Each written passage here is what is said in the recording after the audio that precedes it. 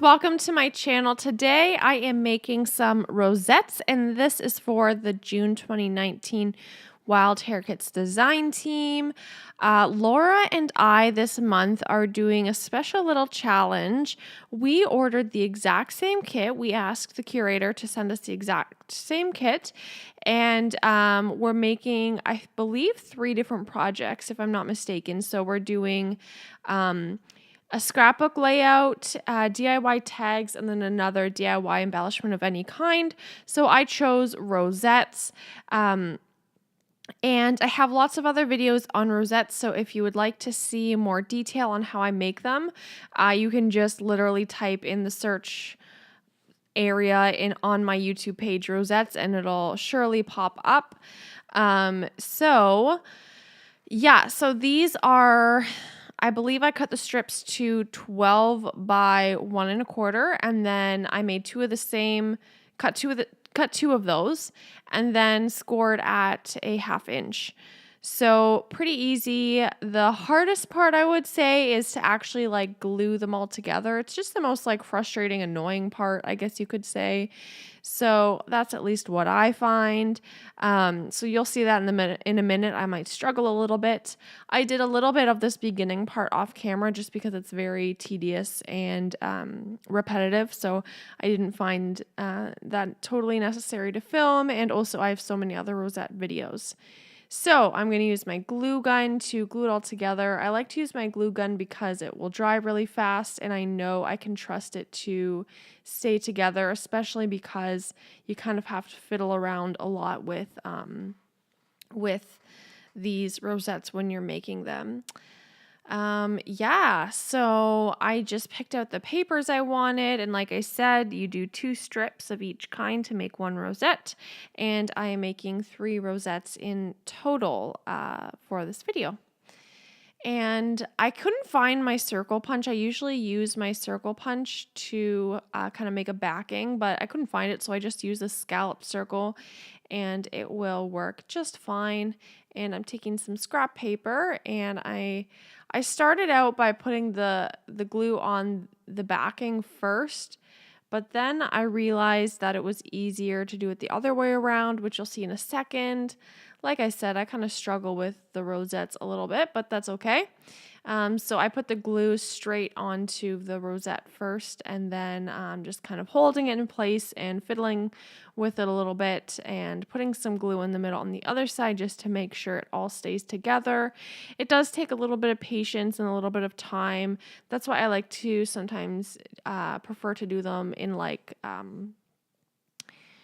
I lost my train of thought, in bulk. There we go. So do a couple at a time. I feel like I have to be doing a couple to make it worth it.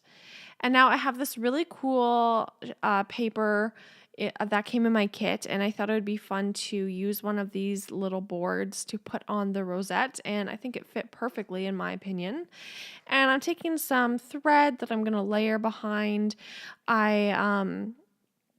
This didn't come in my kit, but it's just a nice little added touch and added layer.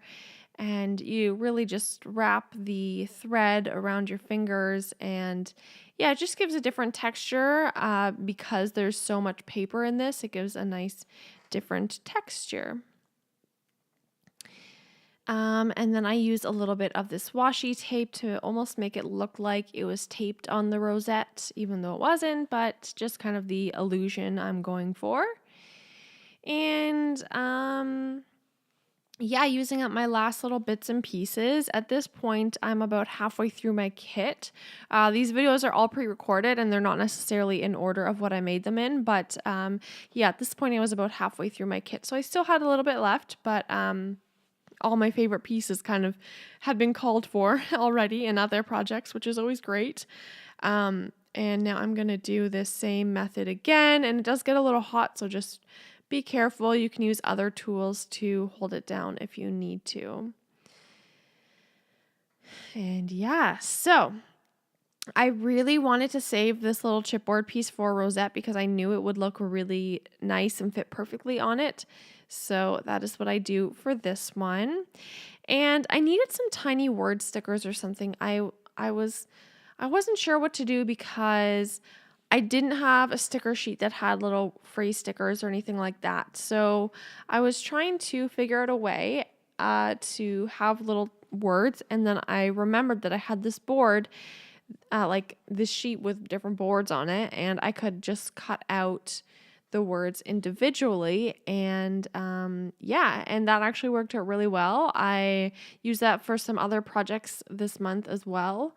And yeah, so I'm glad that I kind of went out of the box with using this paper, because sometimes when we get something we feel we have to use it one certain way, but I went out of the box a little bit, and this is how I used it.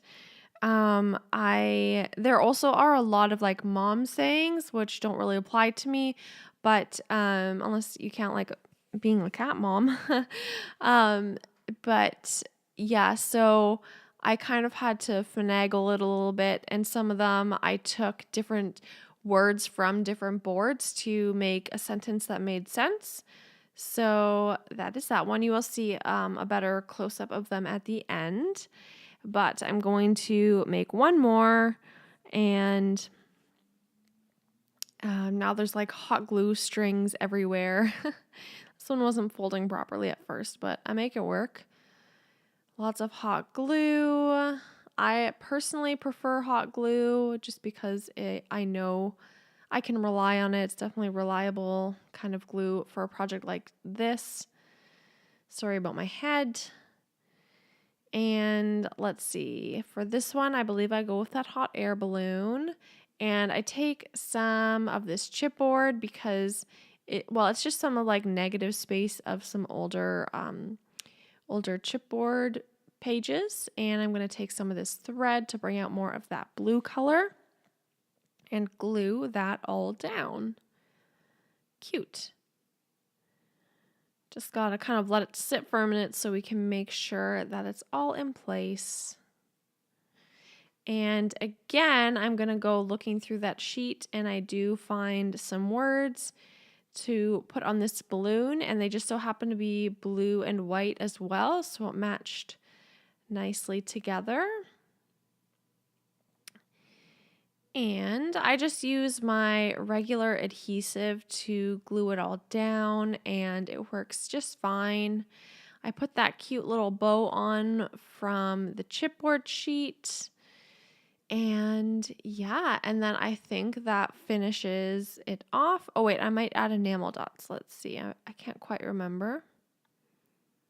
There we go. Yeah, so there we go. These are the finished rosettes. I hope you enjoyed this video. Little string hanging down. I hope you're feeling inspired, and don't forget to check out Laura's channel. I will link her down below so you'll be able to see what projects she makes. Have a great day. Bye.